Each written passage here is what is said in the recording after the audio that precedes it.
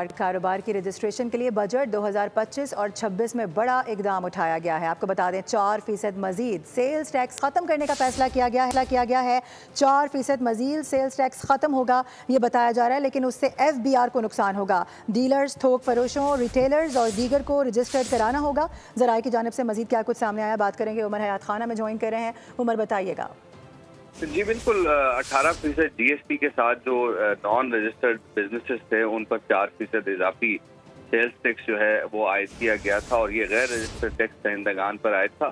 और अब हुकूमत की जानिब से जो 4% मजीद सेल्स टैक्स है वो ख़त्म करने का प्लान है और इस हवाले से इनकम टैक्स जो ऑर्डिनेंस है उसमें तरमीम करने के हवाले से ख़ास तौर पर सेल्स टैक्स में भी तरमीम होंगी एक्ट में, और फाइनेंस बिल 2025-26 में ये तरामीम आएंगी और इसमें जो 4% मजीद टैक्स है जो गैर रजिस्टर्ड सेल्स टैक्स दहिंदगान पर आयद है उसको ख़त्म किया जाएगा। इससे FBR को जो रेवेन्यू नुकसान तो होगा, लेकिन मुस्तकबिल में FBR को जो है इससे बड़ा फ़ायदा होगा और सप्लाई चेन की रजिस्ट्रेशन भी इसी में होगी।